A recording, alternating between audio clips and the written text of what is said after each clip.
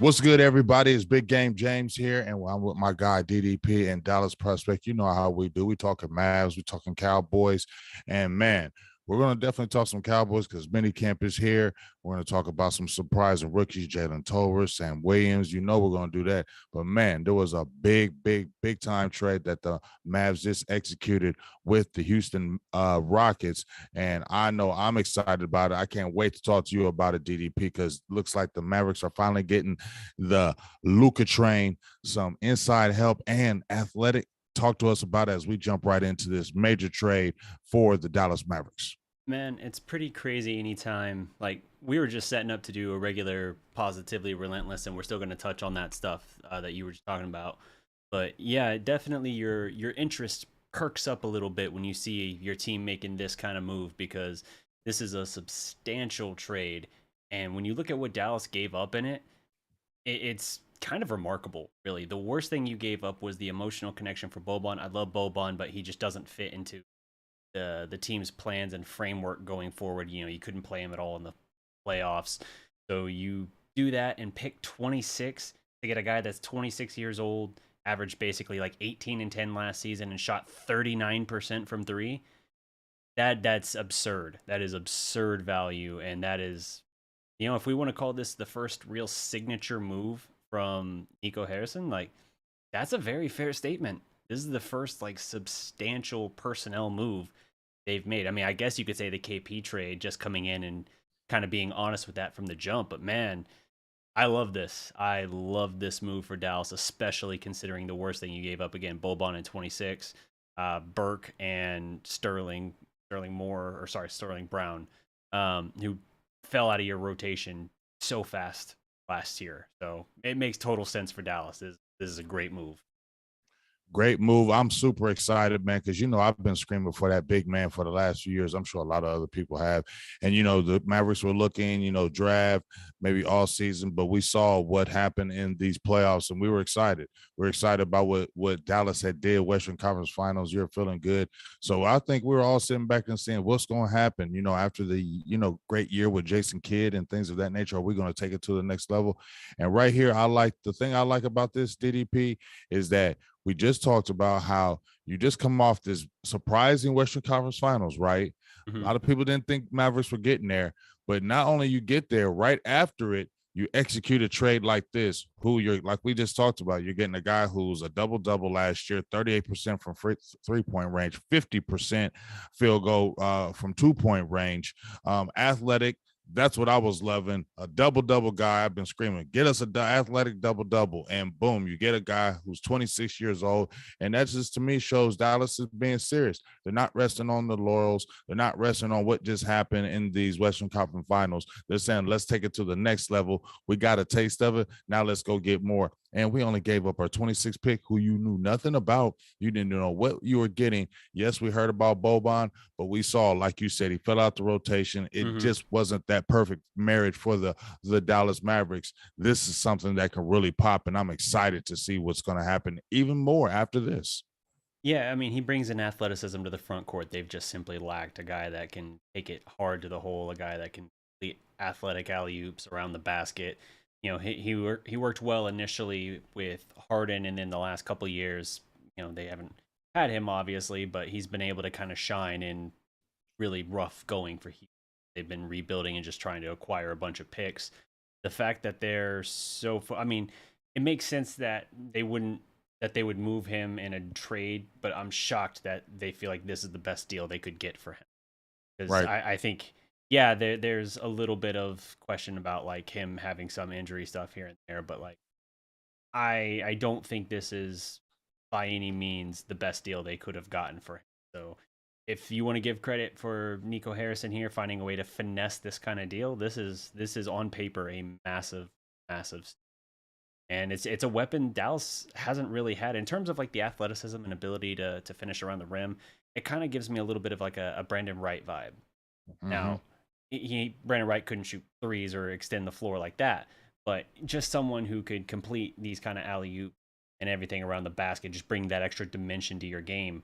The fact that Dwight Powell has been your best lob threat for like 4 Right. years, 5 years, Right. whatever, kind of says everything about this team. Where it's like, yeah, it can be a decent option, but when it's got to be like your best feature for that, then it's not going to be good enough. This is a huge upgrade at a major point of position. And it totally out of nowhere. I expected, honestly, something to happen draft night. I didn't expect this.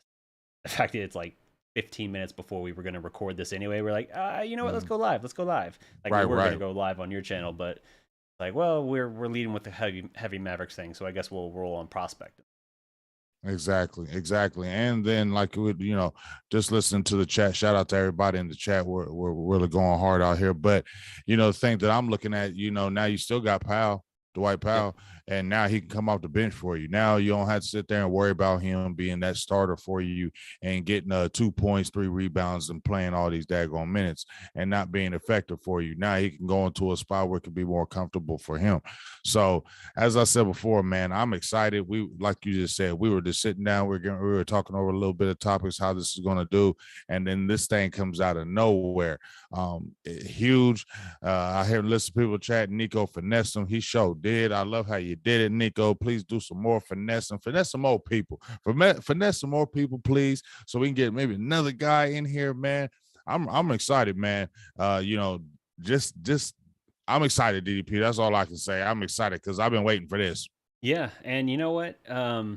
Not to pat myself too hard on the back here, but when we did one of our first, we did one of our first episodes, and I was talking about like offseason options the Mavericks had. I think you mentioned them specifically was trade options. I listed Christian Wood and said that I thought that was a pretty strong possibility. Now I know that we kind of started shifting our focus towards like Miles Turner as a possibility, but man, this is really good, and especially when you consider like Turner might be better when healthy, but like when you're considering what you're actually giving up here, the value you're getting him for is just unmatched, right? Like it's not even a question.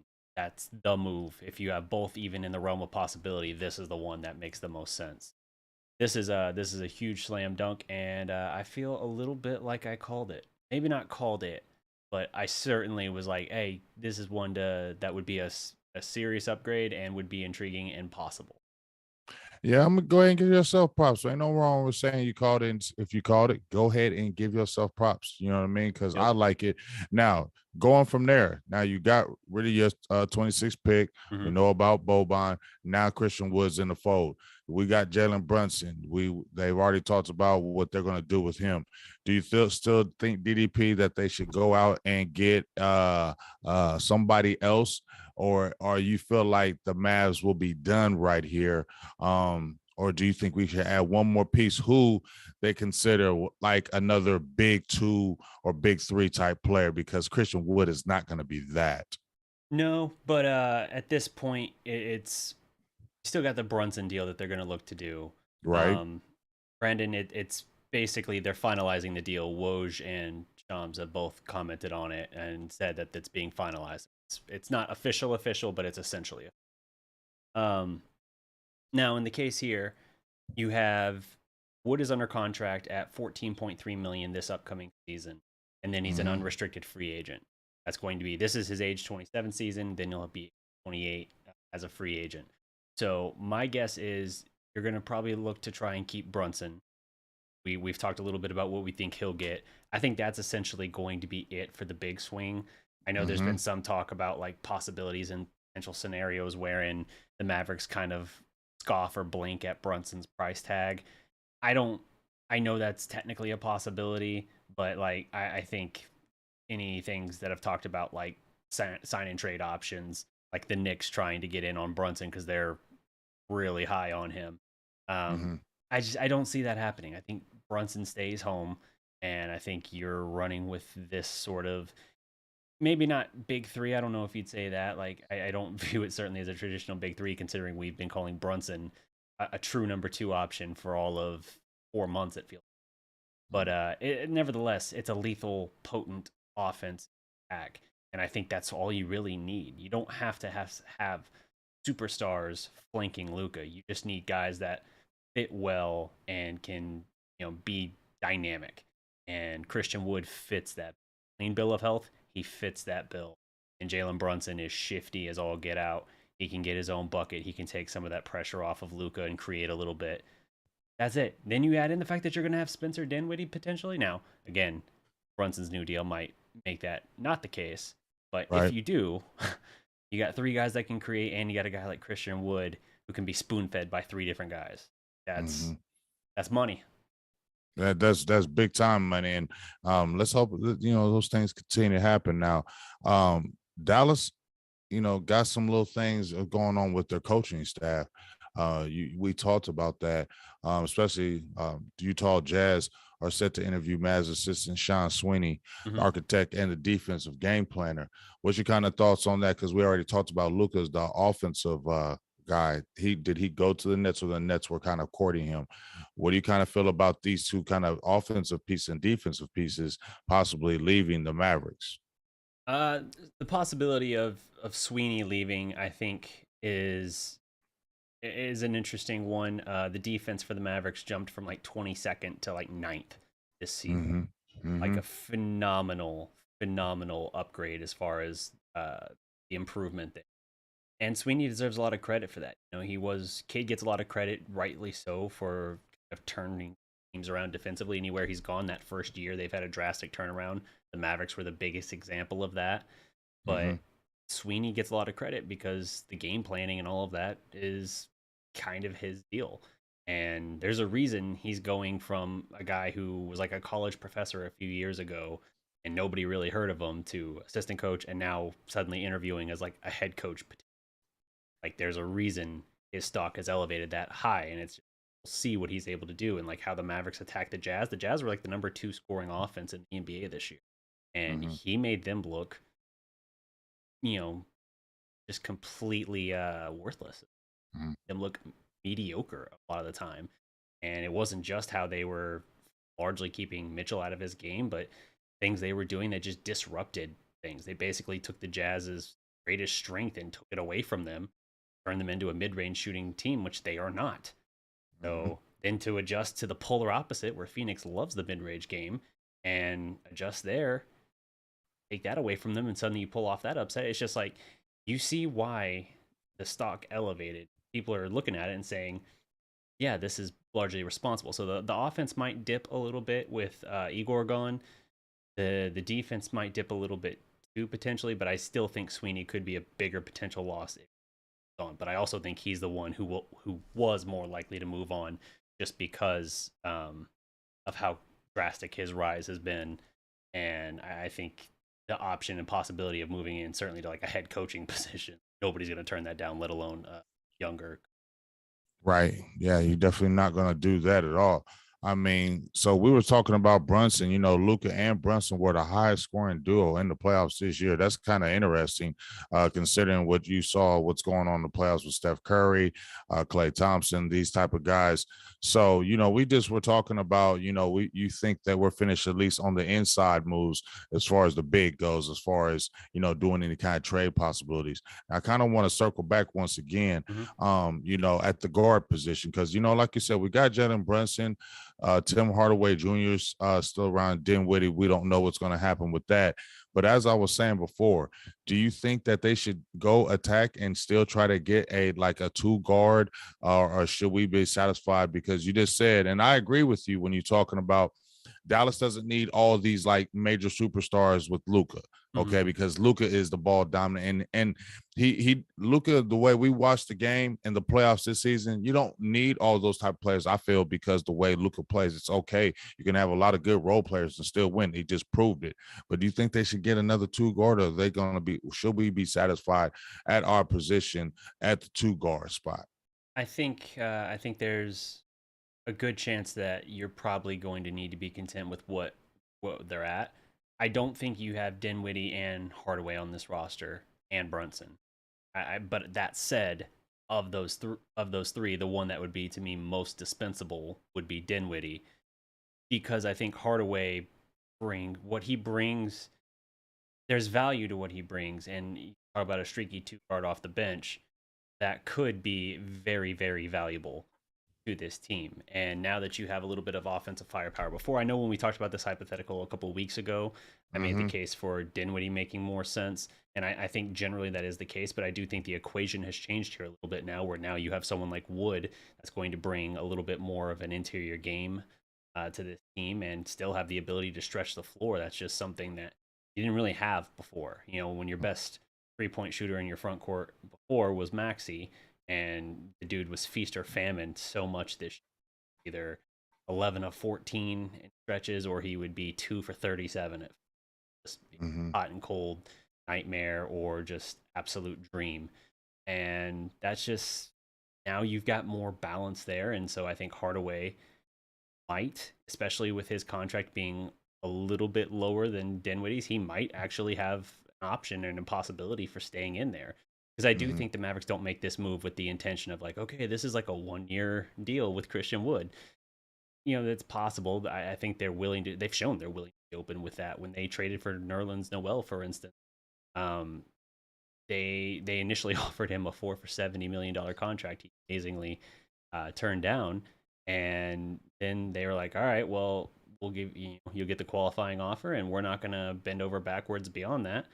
And they walked away after a year. They were like, yeah, no, it doesn't matter if we had plans for you and we invested in this idea of you. We're going to do what makes sense. So they've shown that they're willing to do that. And in this case, I think Wood has to be, at least now, playing into the longer term vision for this team. And if that's the case, they got to be a little bit careful with how they manage this cap. If you're going to keep Brunson and you're intending to keep Wood, then you're going to have to find a way to move some things around with Dinwiddie, Hardaway. If you're keeping one, Hardaway's lower price tag, despite the defensive deficiencies, might have a stronger case there. So, I mean, it's a lot of things going on. So, it's going to be an interesting offseason already. So it's going to be a lot of things to talk about. Now, finals are almost over. And the Warriors and Mavs, we put a valiant effort against them, but I think a little bit of the experience came in and kind of down the stretch, and they've been there. I mean, you can obviously see it against these Celtics, but it's 3-2. Golden State is up, heading back to Boston. Yep. What's your kind of thoughts? Because I picked Boston in the beginning and 7. Right. Then I said, I thought they can get it 6. I guess I got a little geeked up when they won game 1. But now they're going back to Boston. Who do you think? Do you think that the Golden State Warriors close this out, or do you think it goes to 7 and Golden State and DDP? Who are you going with? Well, it's an interesting setup there because, Boston, their last game they lost was the first time they've lost back-to-back since like January. Crazy. Remarkably consistent. And while you might be inclined to say then what are the odds they lose a third straight? That doesn't seem very high. But usually when you have a run like that, it's not like the wheels fall off a little at a time. It's not like you get a little chip in the armor and it keeps kind of going along. Sometimes the issues are more endemic than that. The Warriors winning by double digits in a game in which Curry, for the first time in his playoff career, fails to knock down a 3. That's not good for Boston. I also think that you got to take advantage of that. Right. I also think that, Game 6 Clay is real. I've witnessed it. My secondary team being the Thunder, I witnessed that in horror in 2016. So I know it's real. He had like 10 or 11 threes in that game. Absolutely. But I look at what Golden State has, and this Golden State team, they're not flawless by any means, but they are very, very sound defensively, and they still have a dynamic offense that can give you troubles. And I just don't know that Boston, they're not really built in a traditional way, right? Like Smart plays point guard, but they don't really have like a true point guard, it feels like. And so at times they can feel a little discombobulated. Like their 3 guys are great. That's a great trio, but it kind of feels like they don't have that floor general that they've looked for. And they've tried some things, right? They had Kyrie, they had they bet big on Kemba Walker. Like they've tried different stuff, and it's great that these guys got here. But I don't know. I feel like Golden State is probably going to pull away with this. Now, it might still go 7, but Golden State's another one of those teams that they've answered the call every time the playoffs when they've lost. I don't think they've lost back-to-back yet. So I would say at this point, with them having gotten Game 5, I'm probably leaning in that direction. And that makes me think it's probably fair to say that Golden State was the one team I don't think Dallas could have bounced. Now, going into the series, I felt good. But after watching the first 3 games, Yeah, it was I like, know. Yeah, they'll be lucky to get one because they look like they're just out of juice. Right. And even if they had a little bit of fuel left in the tank, even if they had a little more depth, like Hardaway had been back and available, I don't know that they would have overcome that necessarily. Boston, I still think Dallas could have gone toe to toe with Boston in 1-6 or 1-7. I don't know that they would have, even at full strength this season, gotten past Golden State. I don't know that they were quite there. It's an interesting hypothetical for sure. I just think the Warriors have a little bit more to bring to the table here, and their depth is so fantastic. Yeah.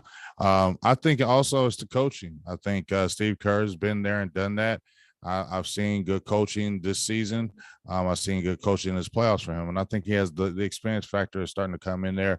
But I'll agree with you as far as we talked about this before, and I even said this with Dallas that Jordan Poole and Wiggins has been balling, but Jordan Poole has really, to me, been the difference for them because it allows Steph Curry not to be on ball all the time. You know what I mean?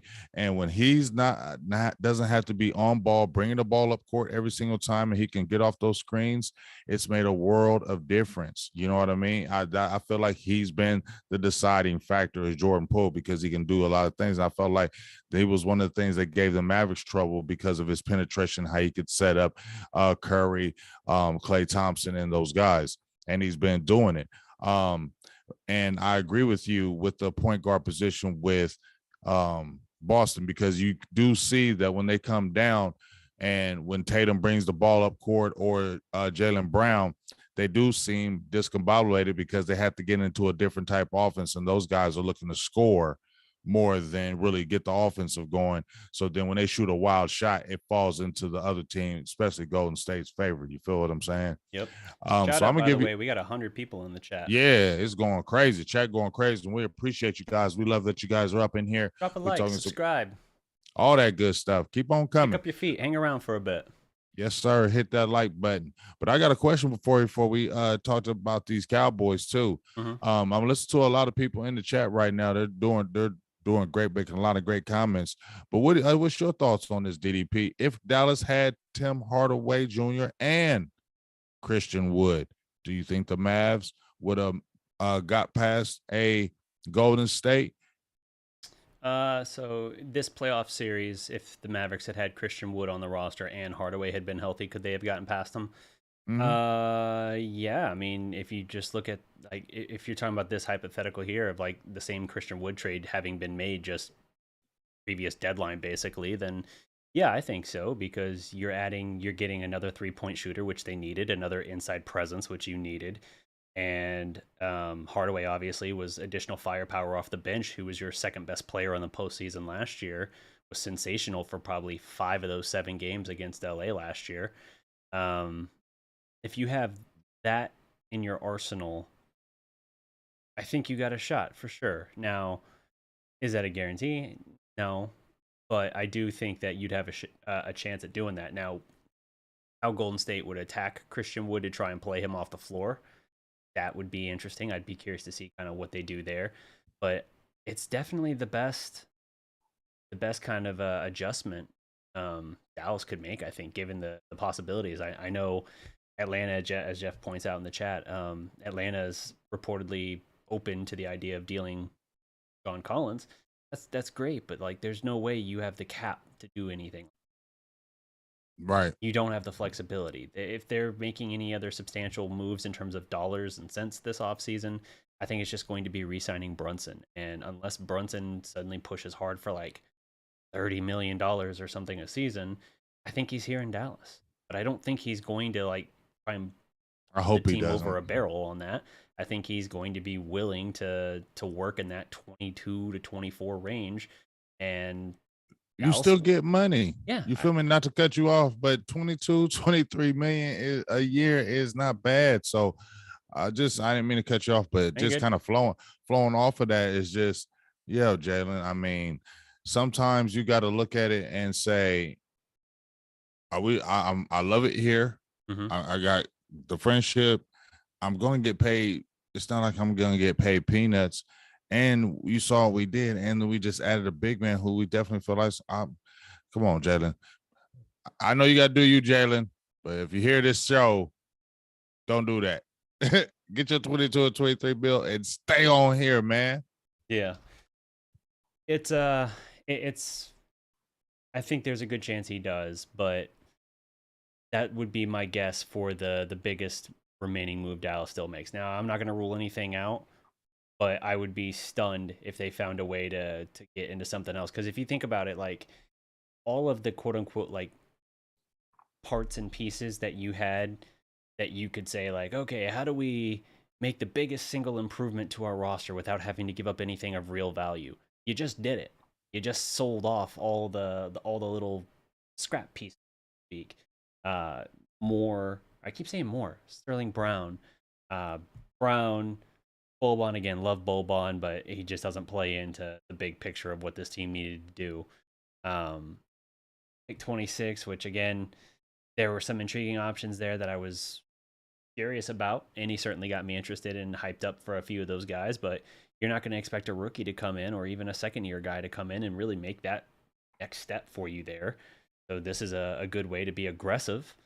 And Trey Burke, who basically didn't have a role in this team for 90% of the season anyway. If he did, it was just eat up minutes while they were going through COVID hell.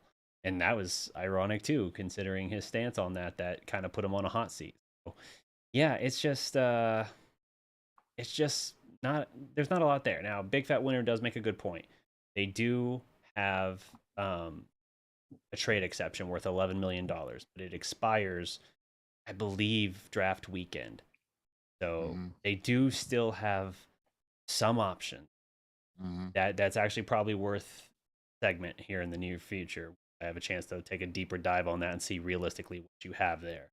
Right. But and if they did something with that, first of all, that would be refreshing as hell, because the last couple times the Mavericks have had like $10 million trade exceptions and shit, they've just let them expire, and that's infuriating.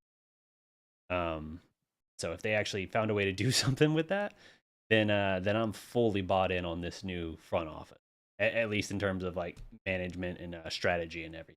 That's masterful to back up a deal like this with pulling off something, a quality move with that $11 million trade. Yeah.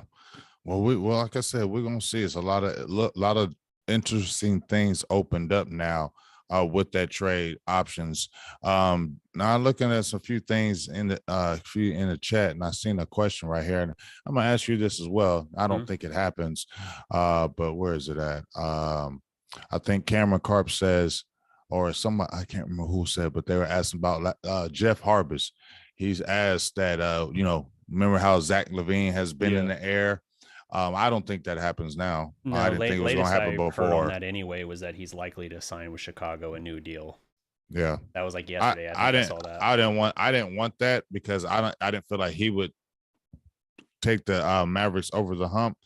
And if you kept a Hardaway Jr. and you kept a Dinwiddie, I feel like that's okay. I really do. I feel like, yes, you're going to be a defensive liability with Hardaway. We already know all that. But I still feel like you're okay, because I just feel you don't need, like you said, I don't feel like Dallas, the way it's constructed with Luka, you need all these other superstars around him. You need very good players around him. And I think hopefully the Dallas Mavericks continue to see that, and it will take them to the next level. And you don't have to break the bank every time, because I just feel like one of those type of guys like Zach LaVine would just throw off the Dallas Mavericks cheat. Let's not do that. Let's keep it where it is. And we got a familiarity, DDP. We have Luka playing with Hardaway Jr. for, 2 or 3 years now. You know what I'm saying? So we have those core guys that have played with each other. So now you got a little group. Let's keep that group like you have a Memphis Grizzlies. They don't have a bunch of superstars, but guess what? They had the one guy, Jay Morant. They got a lot of good, solid guys around them. And look what they're doing. Yeah, I mean they've also done a great job through the draft of getting a lot of. They've invested well and smart there, and that's something Dallas just has not done a lot of. So I guess that would be sort of the. I don't know if counter argument is the right thing, but I would say still a difference between these teams that's worth noting. But yeah, continuity is not a bad thing. Like I know the Mavericks really sold us hard a couple years ago on this idea of cultivating continuity. That was the phrase they used when their only offseason move were to max out KP and then get I think it was a 3 for 9. No, it was like a 3 for 16 or 4 for 16. 4 for 16 um, for Seth Curry, which, by the way, would be such absurd value at this point. I'm still mad about dealing him to the 76ers for Richardson. Me too, man. That's so Just hurts. ridiculous. Yeah. One of my favorite recent Mavericks, that other than like talking about like role players, one of my favorites in years, still hurts me a little bit. But yeah, it's pretty impressive to consider that. But I don't know. Well, I went off on a tangent and scrambled to find my way back. What was the original question? Oh, we was just talking about Zach. We were talking Zach about Zach Levine. Levine Yeah. being Yeah. added. I see a few other people because we're about to swing over to these Cowboys. But I want to ask you one last thing on this. We talked about, I think it was Mo Bamba. I think Mhm. me and you brought him up. Yeah, we talked about him. I see people in the chat. Would that be an option? Even if you got a Christian Wood, would you do that? I agree with Ranger King. He's not exactly an agile player, Mm-hmm. but some of the other questions are whether or not you could actually get him at like the MLE level, mid-level exception, or a vet minimum, thing like that. I don't know that you would have. Someone's going to give him probably a better deal than that. That's why I said he's an option, but I think he's worth kicking the tires on just because of his unique skill set and size and what he brings to the table.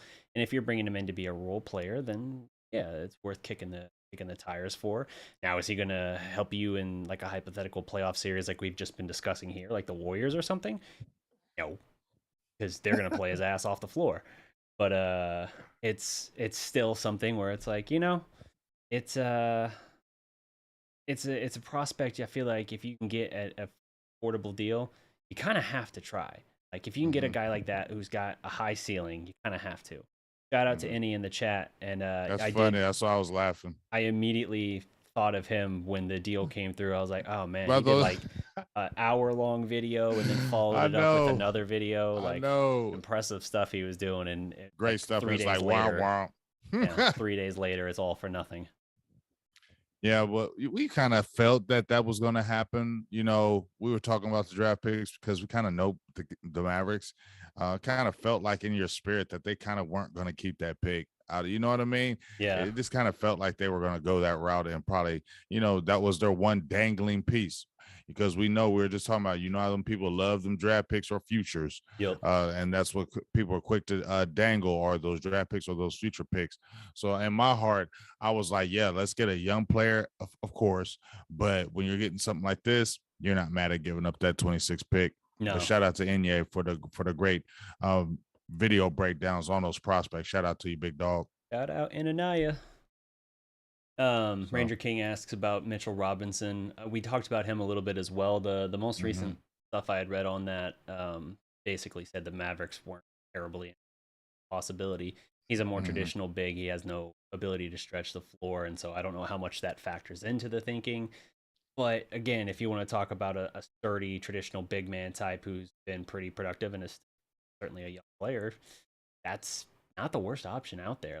If I had to have him as my starter, I'd be a little more reluctant. But once you're in this kind of scenario, then it's certainly more possible.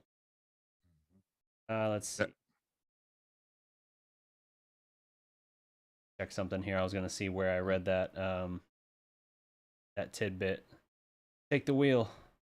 Okay. Well, I'm taking the wheel, man, and I'm about to drive this on over to these Cowboys, man. We got training camp right around the corner. OTAs have been popping up and down, and now mini camp is finally here. They didn't have official practice today. I believe they canceled the practice today. Mike McCarthy said he wanted to kind of get the guys together and kind of have a group thing going on. So yeah, we're here. Dallas Cowboys. A lot of interesting things that are going on. Dalton Schultz reports to minicamp. I knew he wasn't going to sit out because you just signed that 1 year deal, the franchise tag. You ain't going to get fined up to no 100,000, 100K by already sitting out. So I knew he was going to be there. And then, like we said, we got some young rookies shining right now in these mini camps. And what's your kind of thoughts on the Cowboys right now? Mini camps around. What's your kind of feeling about it, DDP? I'm always intrigued anytime you got a couple rookies coming in, standing out, playing well. By the way, real quick on that last note, the Mitchell Robinson thing was Sports Illustrated. I think it was Dalton Trigg specifically who reported that, and Smoking Cuban, who I used to write for, also. Now they kind of piggyback off that. They're more just saying that's confirmed, not confirmed, but they're more so just kind of saying like this is what's not like they're the actual reporters in that case. But as for the Cowboys, yeah, anytime you're in that situation where you've got a couple guys coming in and flashing, that's always going to get my attention a little bit. But I always take it with a grain of salt at the same time. We see these guys come in and through mini camp and training camp shine pretty bright. And that's not to say that they're that it's fool's gold or anything like that. But sometimes you hear about like, oh, here's this third-year player coming in and he's blowing people away, and then by the time you get to the latter part of training camp, it kind of tails off a little bit, and they're not a big role player or a big factor in the season itself. You've obviously got a couple of prospects that you're really intrigued about right now, so you feel a little bit different about it. I'm certainly hopeful that Williams can bring a lot to this team, but I kind of just have to see it. I do feel like the ability is there, but it's a matter of if he's going to be able to come in and make that immediate jump and be a impact player right from the gates. It's like Micah Parsons set a pretty incredibly high bar. Don't have to live up to that, obviously, but are you going to be able to step in and complement him well to help the overall pass rush? Yeah, I think with that situation, he's going to be sneaky as far as Sam Williams coming in. But I think the good thing about it is that you got Dorrance Armstrong Jr., who you brought back in the fold. He had a career year across the board. You got Dante Fowler, who he's still a young guy. He's not too far removed for a double-digit sack season, and he really didn't get to work with Dan Quinn like he wanted. So you're going to look at that and say, that's a good solid base. And I feel like if you can have a Williams, who you probably won't start him by midseason because he's a second round draft pick, but right now you can put him as a spot pass rusher because I think that's what he's going to be better at right now because he still needs to develop on other parts of his game. But if you can come in and let him spot pass rush, and there were reports yesterday from Dave Hellman, and we know it's not pads. We know they're not hitting. We get it. I understand that. But they said he got four unofficial sacks. Was beating the brakes off of Matt Waletzko, putting him in a turn spin, and I think he got one on Terrence Steele. So you're excited about that. You know what I mean? You're very excited about that because that's another guy who can rush off the edge and he has great size and speed. So you're excited about that.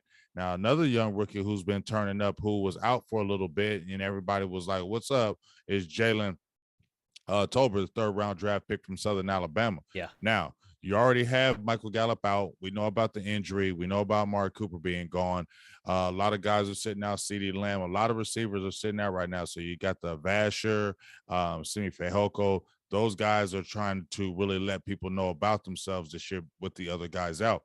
But Jalen Tolbert has come right in, got a couple pass interference calls, had a few touchdowns from Dak Prescott. Those two are always communicating and talking with each other. Yeah. So right now, you're feeling kind of good, even though he's a rookie, DDP. Jalen Tolbert coming in, especially with a Michael Gallup come out, could come in as to surprise people, man. And a lot of people are pumping him up outside of Dallas, saying that was a great pick. What you think? As I fix my camera here.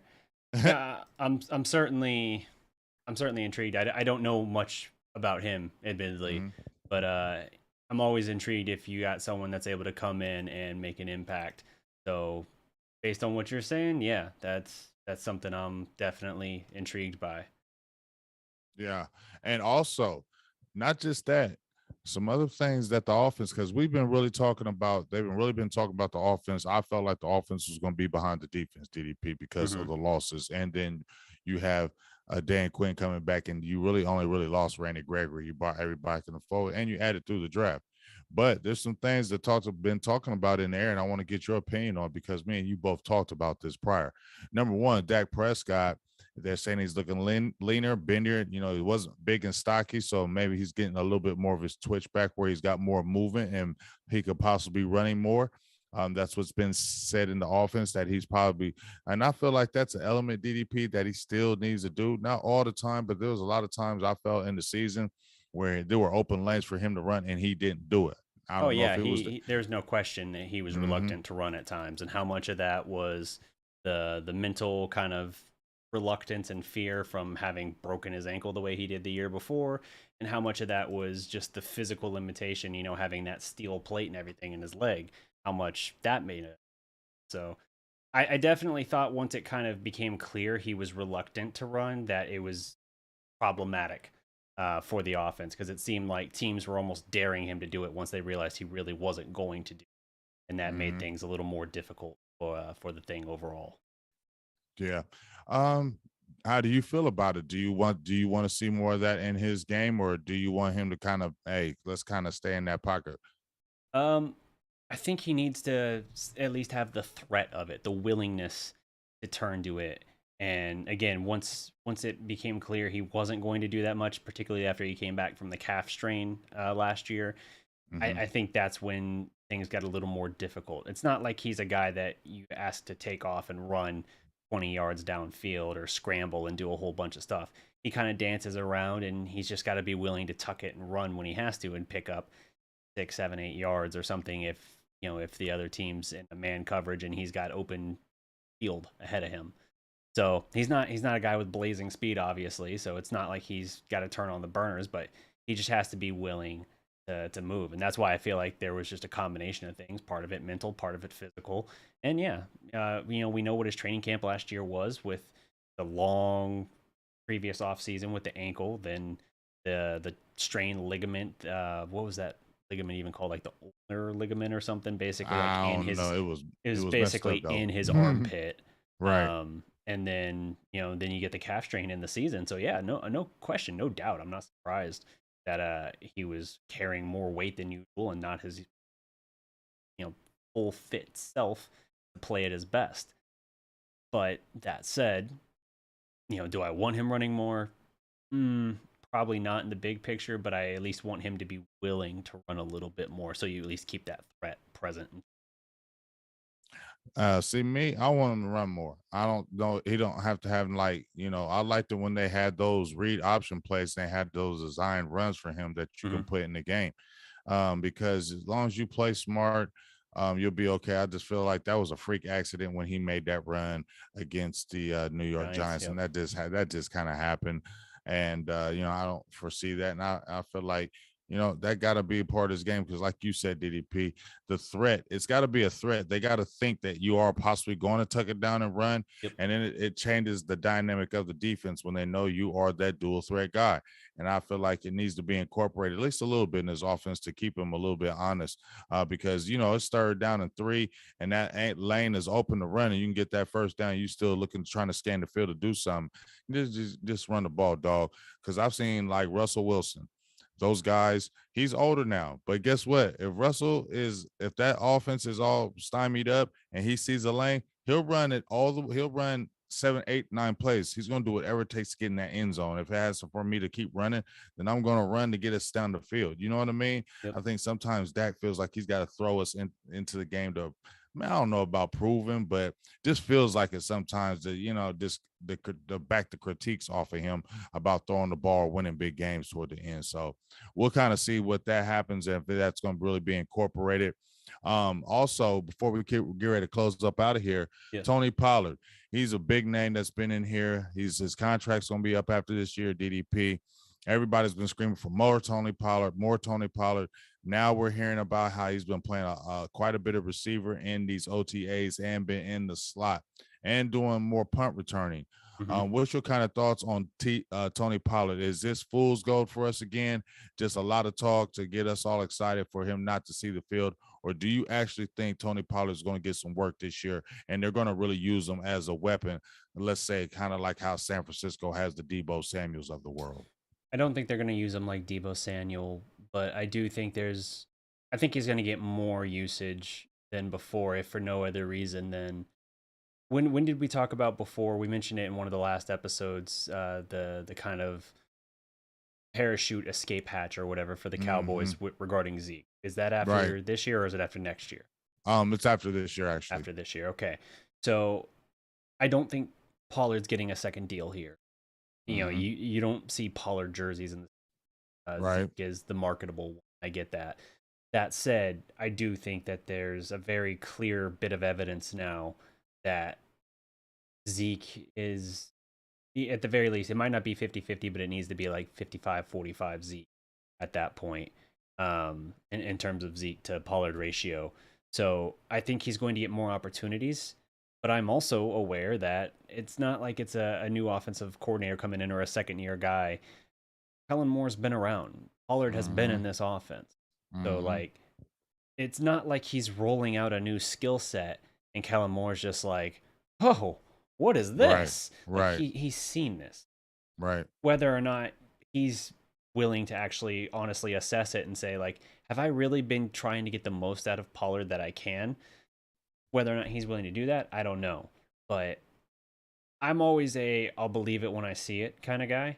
And so when we go more than a month, maybe 2 months into the season, and Pollard is still getting comparable workload to Zeke and still producing, and they're being creative with how they implement him, whether it's returning kicks or punts, whether they're trying to use him like Debo Samuel at all, then I'll buy into that. But for the most part, Tony Pollard sounds like this ultimate utility weapon that they drafted that got everyone hyped and that they have largely not utilized. They've underutilized him for what he was advertised as being capable. Would you agree with that? Yeah, I would definitely agree with that statement.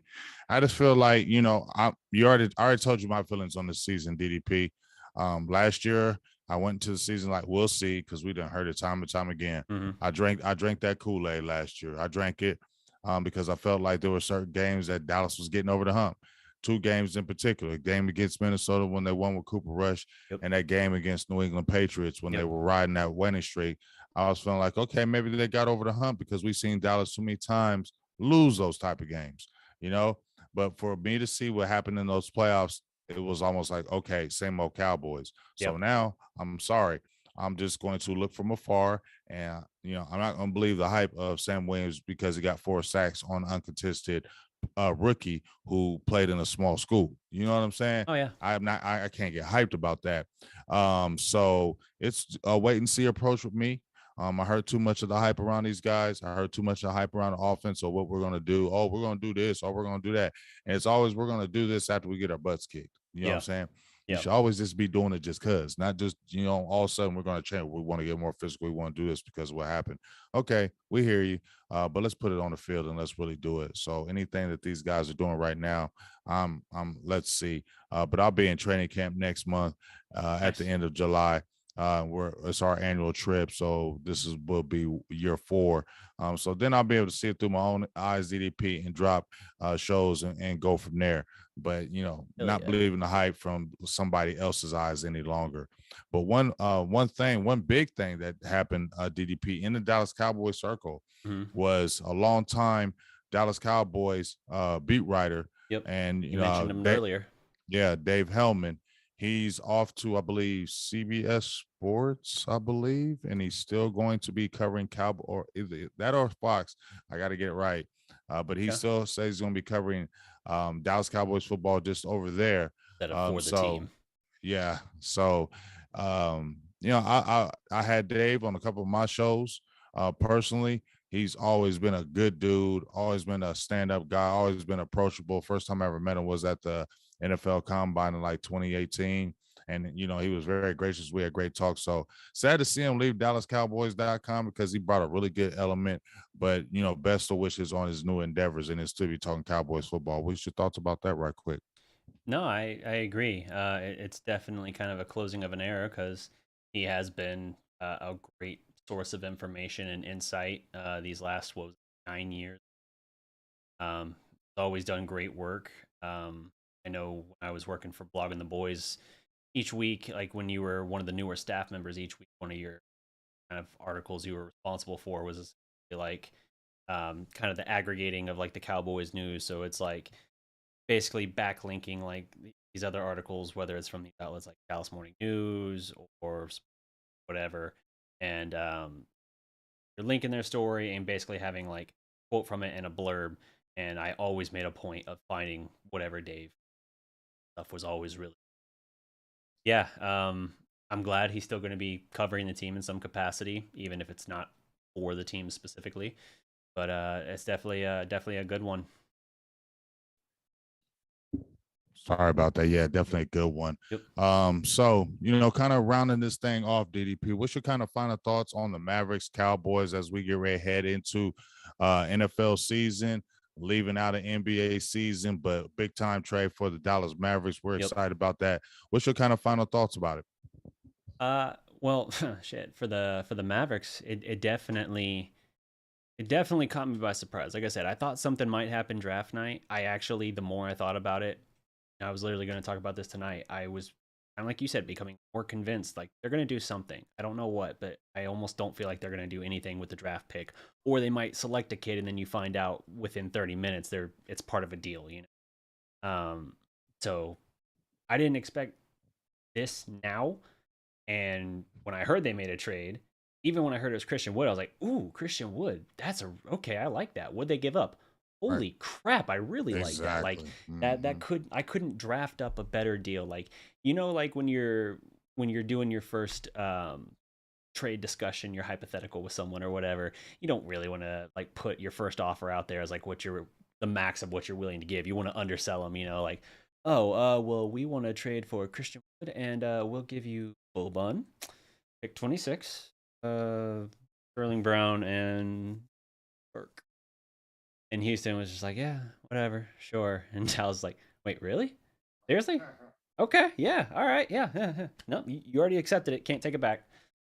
That's kind of how this trade feels like it went down. I don't know that if you're Dallas, you could have found like other than saying like not include one of those guys so that they can be dealt for another deal, but it's just like just to make the money work, you kind of had to because Boban was the biggest money contract in any of that. So yeah, you probably just needed all those guys in there just to make the money balance out. But really, a really solid addition there. I'm hyped for it for sure. I'm intrigued to see what they do. I think this is probably the big move of the offseason for Dallas, but we'll see. Another thing I wanted to call out, I know this was 3 days ago now, but we just hit the 11-year anniversary of the 2011 championship team. Wanted to quickly touch on that again. Just a reminder in case some people, whether they're newer Maverick fans and didn't experience that, or whether it's been a minute, 11 years precisely, and they've forgotten just a little bit, just to put it in context. Dirk in that 21-game playoff run averaged 27.7 points per game, 48.5% shooting from the field, and 46% from three. He also shot 94.1% from the free throw line. Game 1 of the Western Conference Finals against Oklahoma City's Big Three, Durant, Westbrook, and Harden, he dropped 48 points on 12 of 15 shooting and a ridiculous 24 of 24 at the line. It was probably Dirk's single greatest game of his career. OKC threw Serge Ibaka, a great defender at him, who at the time was averaging like a league leading like 2.5 blocks a game. Kevin Durant, Thabo Sefolosha, Nick Collison, Kendrick Perkins, Nazir Muhammad threw all of it at Dirk. Didn't matter who they threw at him. He was just feasting, taking their lunch money and just dropping buckets. Didn't even matter if he was falling over, shooting behind his head. I mean, absolutely. It was all part of this basically 2-month long playoff run in Dirk's career in which he was the greatest player on the planet. It might have only been 2 months, but it was the 2 months that mattered most because he ices his legacy in forever etches his place in NBA lore. That's I had to give love to the finals run and to the blown championship because every year I revisit that in some capacity, whether it's just kind of reading up on stuff again or watching old highlights, and I'm never not amazed at just how incredible that. Yeah, they went through some dogs. It wasn't like they went through some easy wins there. You had a lot of talent that they beat through, and like you said, that Dirk was at his finest Mm-hmm. when they needed him most, and it just makes you excited that what you had in Dirk, you're always transferring to hopefully a run with Luka. Yep. And it's already starting with these Western Conference Finals, and he's already in a short period of time already been playoff bound, and now I feel like it's taking time to take another step. DDP, you got to those playoffs, you banged with top seeds in the LA Clippers. You come back, you surprise some people. You come back with this great trade in Christian Wood. Who knows what happens after that? But I like the way the direction is headed. And one thing I can say, the difference from the Mavericks to the Cowboys right now is something like this. We just saw what happened with the Cowboys, right? Mm-hmm. Two teams that are in the same area but in different situations. You have a situation with the Dallas Cowboys get beat up by the San Francisco 49ers. And what do? Do they jump out there and say, hey, No. we got to get better, we got to do this, we got to do that? No, we'll let go of major players and we'll just kind of go with the draft, and we'll do it this way. Polar opposite, in my opinion, from the Dallas Mavericks.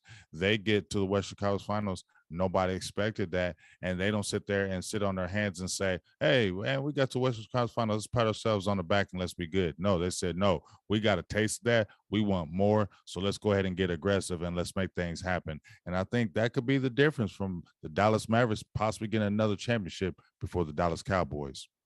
It's certainly possible because Dallas, the Mavericks, they kept doing the run it back thing year after year here, and they weren't really taking steps forward. Like Luka was taking steps, and Brunson took a forward this year, but they had to kind of luck into the ejector button on the Porzingis era working as well as it did, getting the two. They got really Dinwiddie for about 23 regular season games, and then obviously throughout the playoffs with him. And for about half that time, he was sensational.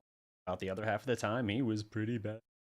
But Mm-hmm. he still brings things that build roles on the team and that they needed, so it made sense. But like, I think they looked at it honestly, and we talked about this when they got bounced in 5. We're like, okay, he got to the West Finals.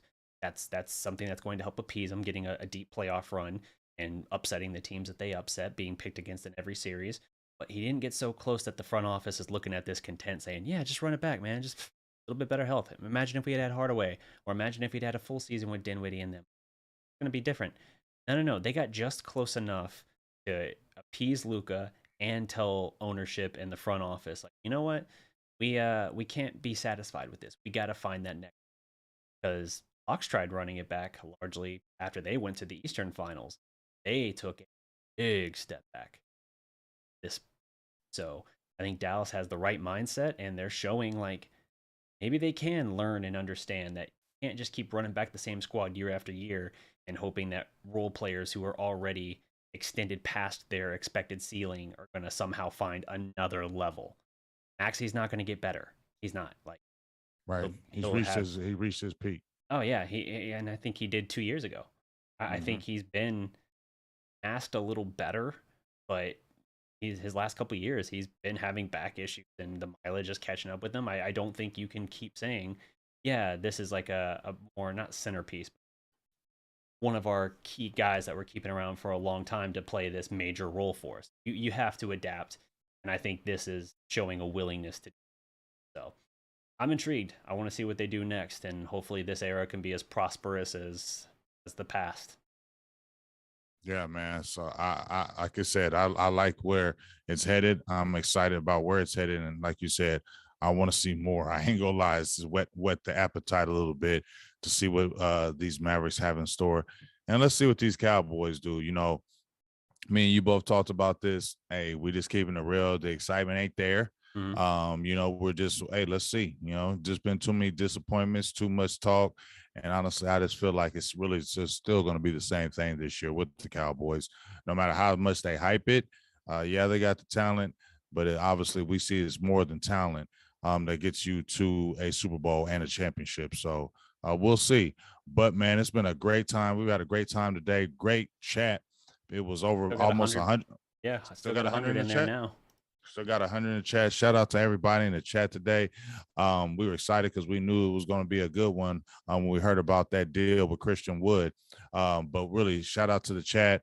Really appreciate y'all jumping in. And like we said, we're going to periodically do these lives on our channel with the Dallas Prospect and Big Game James. And later down the line, we're going to have it where we do the dual channels. We just weren't able to do it today. But make sure you guys stay in tune and make sure you go support the Dallas Prospect, gives a like, follows, and Big Game James, because we're going to continue to grow this and be doing this throughout the year. So make sure you stay tuned to us. And you got any last things, DDP? I'm just going to leave with a cryptic message that I've said before, but I want to keep pressing. Prospect 3.0 is coming. Yeah. Say for now about that. Some people know, some people know, some people don't. A lot of people don't. But you'll see, Prospect 3.0 is coming. Well, but that's all I got. Get ready for that Prospect 3.0. And when it does come, you better be ready because it's going to be some fire. So for Big Game James, DDP, Positively Relentless, another episode in. We'll be talking to you soon. Peace. Peace.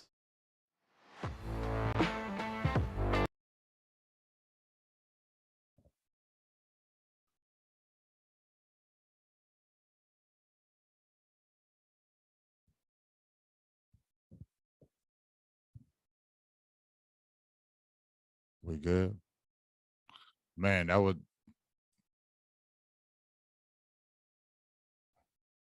Was it?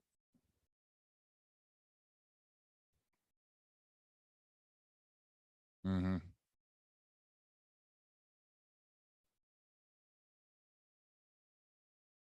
Mm-hmm.